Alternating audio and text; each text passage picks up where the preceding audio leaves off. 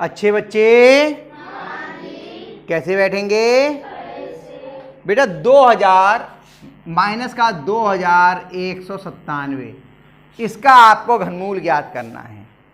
ठीक है, तो इसका तरीका क्या है कि हम इसके अभाज्य गुणनखंड कर लेते हैं। पहले तो घनमूल के रूप अंदर लिखिए माइनस का 2197। एक बात हमें मालूम है कि अगर ऋणात्मक संख्या है इसका घनमूल भी ऋणात्मक होगा।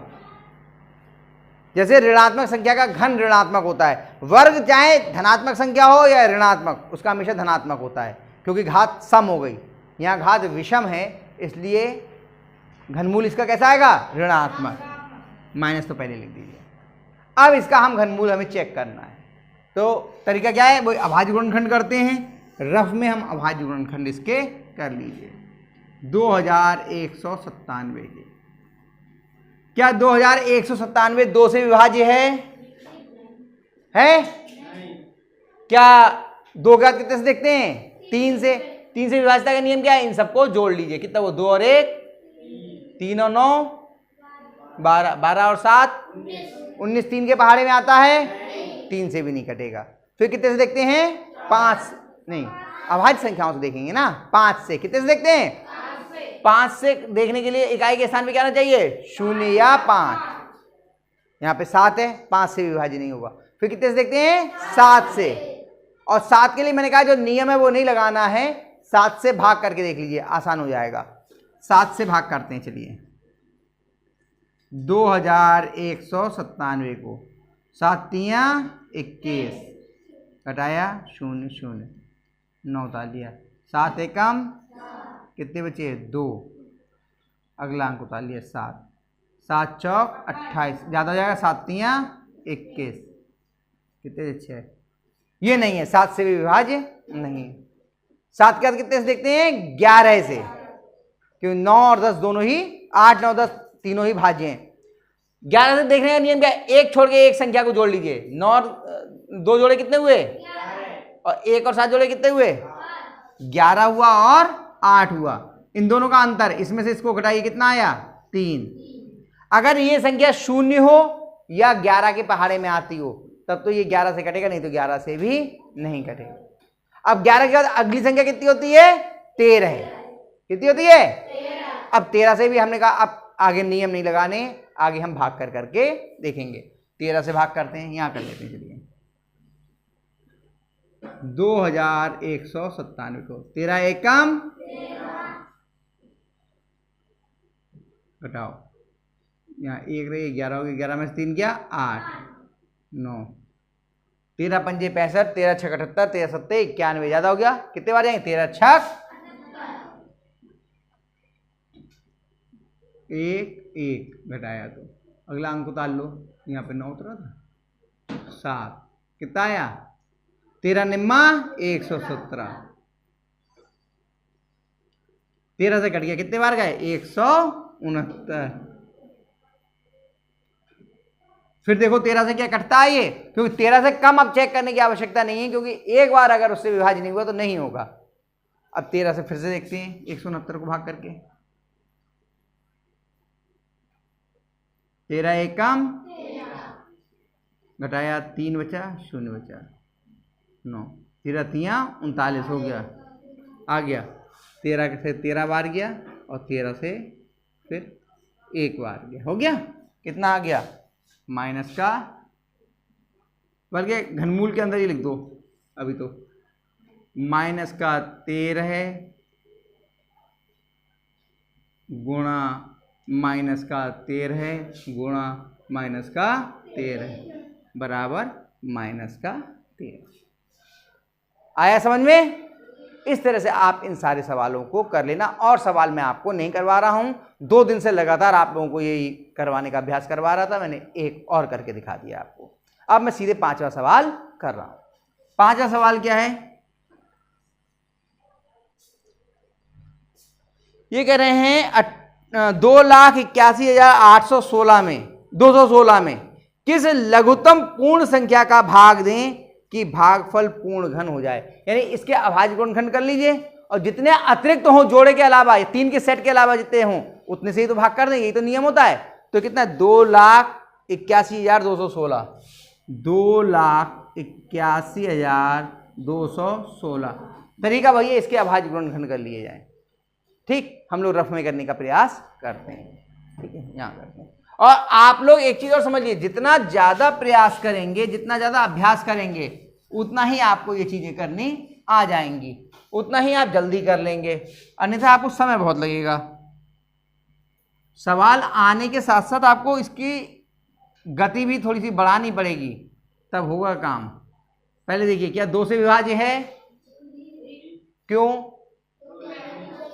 हाँ, इकाई के स्थान पर 6 है, तो 2 से काट दें। 2 एकम 2 चौक 8। अब 1 आया तो बाहर नहीं जाएगा, 1 आया ना, इधर से कुछ शेष भी नहीं आया, 1 बचा तो बाहर नहीं जाएगा, कितना लगाएंगे हम? 0। 2 छंग 12, फिर 1 आ गया, फिर 0 लगाना पड़ेगा। 2 अट्ठे 16, फिर 2 से विभाज्य है। 2 सत्ते 14, 0, 2 तियां 6, 0, 2 चौक 8, फिर 2 से विभाज्य है। 2 तियां 1 बचा 15 हो गए, 2 पंजे 10, 1 बचा 10 हो गए, 2 पंजे 10, 2 एकम 2, फिर 1 बचा 10 हो गए, 2 पंजे 10, 2 दूनी 4, फिर 2 से विभाज्य है। 2 एकम 2, 1 बचा 15, 2 सत्ते 14, 2 पंजे 10, 2 सत्ते 14, 2 छंग 12, फिर 2 से विभाज्य है। 2 अट्ठे 2 सत्ते 14, 2 अट्ठे 16, 2 अट्ठे, फिर 2 से विभाज्य है। 2 चौक 8, 2 तियां 6, 2 नेम 18, 2 चौक 8, फिर 2 से विभाज्य है। 2 एकम 2 दूनी 4, 2 एकम 2, 2 नेम 18, 2 सत्ते 14। अब 2 से विभाज्य नहीं है, अब 2 से विभाज्य लेकिन देखो 2197 आ गया, आगे देखो, फिर पूरी करते, ये आपको करते करते अभ्यास हो जाएगा। जैसे आपने 2197 देखा तो आप समझ गए कि कितना होगा, 13 गुणा 13 गुणा 13, यही तो होगा। ये आपको याद रखना है कि जैसी आपको दिखाई दे मतलब की संख्या, तुरंत उससे कर दो। बाकी से आपको अब चेक भी नहीं करनी है, ना 2 से कटेगा, ना 3 से, ना 5 से, ना 7 से, ना 11 से। अब कितने से कटेगा ये? क्योंकि हम यहाँ पे अभी करके आए हैं ये। तो चलिए 13 से कर लेते हैं। 13 169 और 13 13 और 13 एकम।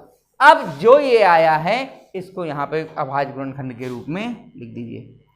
कितनी बार है? 2, 1 2 3 4 5 6 7, 2 3 4 5 6, तो 3 कितनी बार है?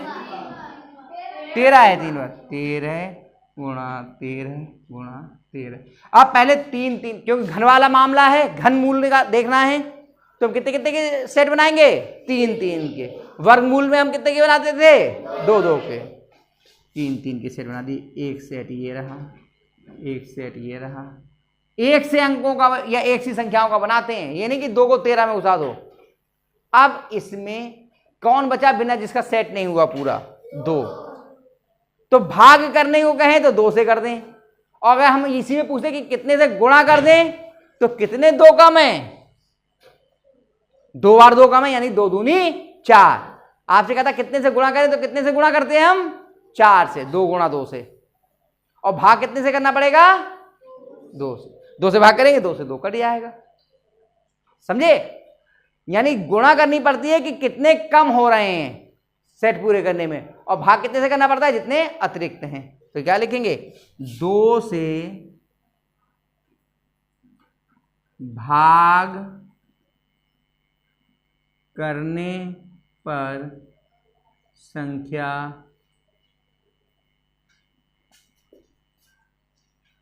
पूर्ण घन हो जाएगी। आ गई बात समझ में? छठा सवाल देखते हैं क्या है। छठे सवाल में कह रहे हैं 9000 में किस लघुत्तम प्राकृतिक संख्या का गुणा करने पर गुणनफल पूर्ण घन हो जाएगा। अब यहां पे गुणा वाला पूछा और संख्या कितनी है? 9000। इसका एक आपको मैंने पहले शायद बताया हो, एक बार फिर बता देता हूं।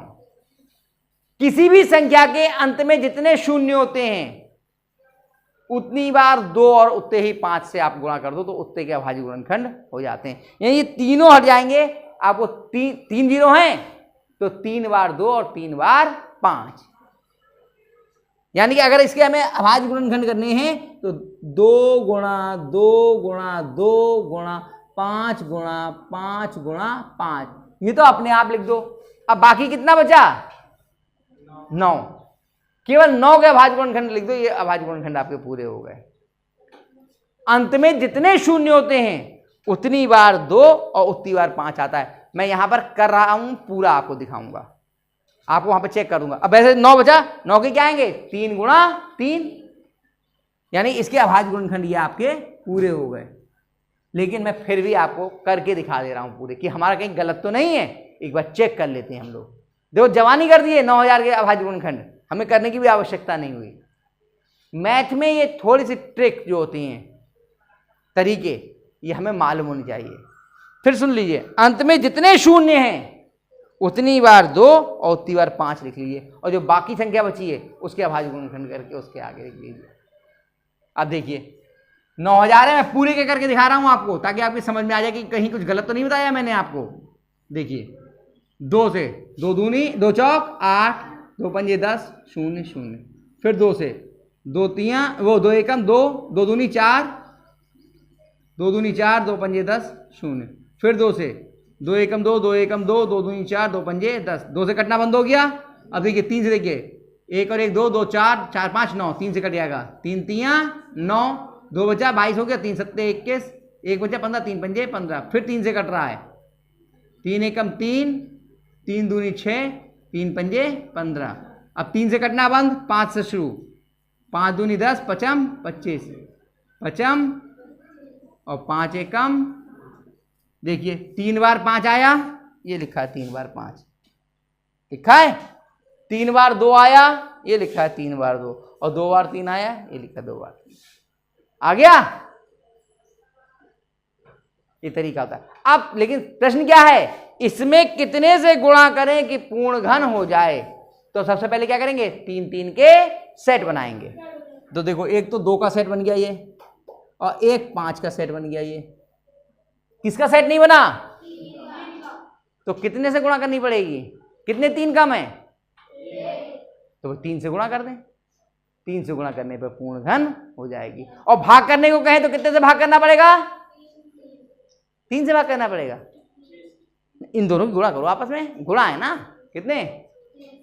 3 की 3, अरे शिवा 3 की 3 से गुणा करोगे 6 आएगा, कितना आएगा? 9 से। तो इसी में अगर पूछा होता भाग कितने से करें तो कितने से करते भाग, और गुणा कितने से करना पड़ेगा? 3 से। तो यहां लिख देंगे उत्तर में 3 से गुणा करने पर संख्या पूर्ण घन हो जाएगी।